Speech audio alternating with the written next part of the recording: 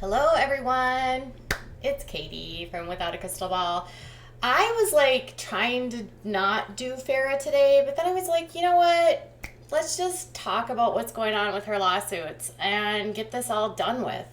There's been a lot of speculation in the media of whether or not she's broke, how is she affording her lifestyle, what is going on with her, what's happening with these lawsuits. Well, I have a couple updates. One is that yesterday in Austin, Texas, she was served for the lawsuit against her former landlord, who is suing her for over $100,000 for breach of contract for the two businesses or leases that she backed out of for her companies in Austin. She had three companies at one point, all of which are closed. There was her Froco, frozen yogurt. She had a furniture store, and she had a boutique for Sophia called Sophia Laurent, all of which have been closed. All of them went belly up last summer in July, around July of 2018. She was supposed to stay in these leases and just abandoned, closed, never paid, and says that she doesn't have to pay. However, her landlord says that she was behind rent or owes rent for September of 2018 and owes for two leases for a whopping $101,000. The lawsuit was filed in Travis County, Texas, and the plaintiff was having a hard time servicing her because she has been whip-whapping all over the world. And this company that the landlord hired to serve her was literally following her Facebook statuses, her Instagram, her YouTube to figure out where she was. They would track her down. She would post that she was in LA and they would get there and she would be gone. She would post that she was in Austin. They would get there and she would be gone. She would post that she was like in New York. They would get there and she would be gone. And she was seemingly doing this all on purpose. After months of not being able to serve her, on August 28th, the judge in the case said that she could be served any which way, meaning that they could go up to Michael's door, which is her residence in Austin, Texas, and just lay the lawsuit right on his door. Nobody had to answer the door. Nobody had to sign for it because she had made it impossible to get the lawsuit. And as of yesterday in court in Travis County, a serviced affidavit had been received, meaning that they successfully served her and the lawsuit will go forward. And it's going to be a fight. And this isn't just Farrah. This is Farrah and Simon that are listed in this lawsuit. And they are alleging pretty big damages here. So that lawsuit is still ongoing, yet Farrah's, all over Instagram, being a stage mom and taking Sophia to her different things. Sophia is like now her meal ticket. I've decided, because all of her business is no longer focused on herself and she is focusing primarily on Sophia. Sophia has been walking in New York Fashion Week. She has done runway walks for multiple companies. She was on a podcast called Girl Squad. She has been all over the place doing photo shoots. Meanwhile, probably not getting any education. So Farrah's like basically abandoning her own business, and now it's all up to Sophia. There's been a lot of rumors. In fact, one of my subscribers said there's a video of Sophia talking about how she never actually wanted to strip down at the Eiffel Tower and run around in her bathing suit, but they made her do it. Not sure where that video is. Still trying to locate it. As soon as I find it, I will get it out for you. If you know where it is, let me know. I checked Instagram. I couldn't find it. But I trust my subscribers when they tell me these things, because more often than not, when they tell me something, it's true.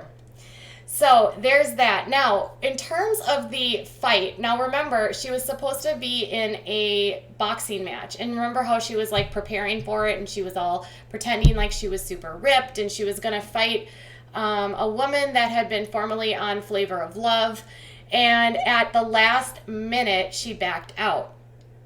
So she had been paid $2,500 up front and then would have received another $2,500 after the fact. And then after that, received proceeds of however much ratings or whatever the people paid. I don't even remember. She was supposed to get some sort of chunk of change also divided by the promoter. So Damon Fellman, she backed out literally the same week of it, and he had to scramble to find a replacement for her. And he filed a lawsuit in Pennsylvania alleging that she owed him over $12,000. And in March, and I don't know why this hasn't been reported very much, but in March they actually filed, and he filed it in December, and then they entered the judgment on February 27th, and the judgment for the plaintiff of $12,171.75. She has not paid any of that, and she did appeal that decision. However, it's probably unlikely that she'll win that, and she is still not paid it, so the judgment is still outstanding. So at this point, she has another lawsuit with a lawyer that she currently has a judgment for $2,500. All in total, this girl could be facing upwards of $120,000 in judgments, in lawsuits, and yet she's acting like she's wealthy beyond belief on Instagram. And because her well has dried up, now she's basically, as someone in chat said, pimping out her daughter in order to fund her lifestyle. Farrah can't do anything. Nobody watches her YouTube. Everyone thinks she's on drugs. Nobody buys her merch. Nobody believes anything she says. So the only next logical process for her is to make her daughter an influencer, which she's doing. Sophia has a YouTube account with over 17,000 subscribers. Her Instagram has 738,000 followers. On her Instagram, Sophia sells merchandise. She is modeling. She is doing runway. She is working and trying to get her reality shows. In fact, Farrah posted a photo of Sophia outside of Viacom, which is the same company that owns MTV, which begs the question, is Farrah trying to shop a reality show for her daughter after saying that she was no longer doing reality TV? It's kind of sad to think that after all of this time, in order for her to make her money, she's going to use her daughter to pay off her debts. Yeah, and then even with owing all of this money, good point is that she is shopping for Louis Vuitton and discussing all of the cash that she has and going to Venice and Paris and New York, all of the time of which it's the school year. So when is Sophia going to school? Yeah. So Farrah is broke, you guys. She's broker than a joke. And if she pretends otherwise, she's lying. Because people that are broke act the way that Farrah does. They zip-zam all over the country. They avoid lawsuits. They do anything and try any means to make any money. In her case, she can't make money, so she's just going to rely on her 10-year-old daughter to be her cash cow, and Farrah is now turning into a stage mom, which is scary because Farrah has two screws loose in her head and is definitely dealing with some sort of addiction at this point in time. I can't understand why nobody gets involved with Sophia, and I can't understand why there's nobody asking her why Sophia doesn't have a permanent address. Now, I do know that she has a one-bedroom apartment that she's leasing in Los Angeles for a total of $4,000 a month. However, a source told me that she got that apartment only after a CPS involvement with her, and they told her that Sophia needed a permanent address, and so she then rented the apartment. However, they told me that the apartment building at the time had a first month free for the lease. There's no telling if she will actually go back there after the first month is over and whether or not she'll do anything. But imagine that, a mother renting a 1-bedroom apartment for $4,000.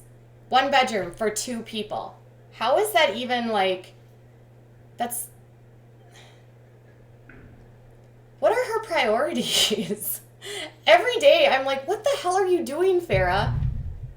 Crashing red carpets, doing all this stuff. What are you doing? She doesn't own any property anymore, you guys. So the properties that she owned, the house that she owned in Austin and she sold, she does not own any condos anymore in Los Angeles. All of the properties were either sold, foreclosed, they're gone.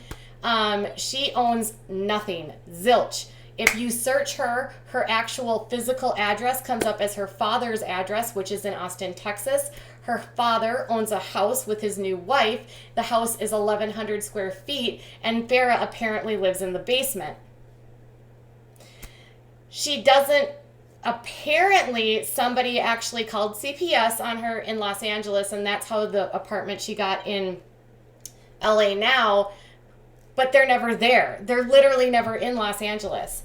Another interesting little ditty is that because all of this publicity, or not even media coverage now, is sort of onto her, that she has been abandoning Sophia and leaving her unattended at night, Sophia now is going with her mom everywhere, to everything.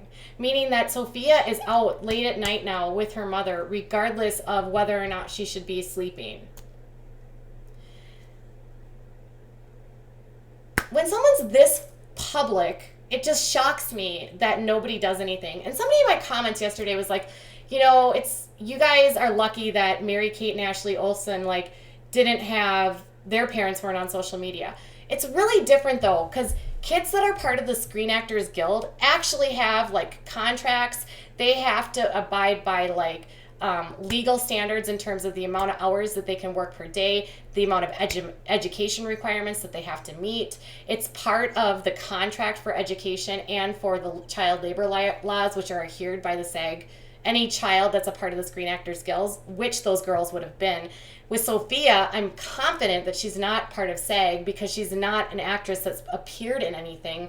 So therefore, she's probably using a loophole where she's doing this all through a family business, but still she has to be able to state and show the state that her daughter is getting the number of hours of education that are required by law. How is all of this happening if she's going online but seemingly out all night doing all of these fashion shows? When is she actually learning? I'm going to guess that at some point a book is going to come out. Sophia's going to be addicted to something or pregnant or doing something really naughty, and all of this is going to come out later down the line. Sadly, we are just in the middle of watching this all happen. She's going to be the next Amanda Bynes or the next Lindsay Lohan, whatever you see next. They all, all of these kids that are worked this hard end up crashing and burning. So Farrah, you owe $12,000 to the guy, to Damon Feldman. You are about to owe $101,000 to your landlords in Texas, and you owe $2,500 to your other attorney.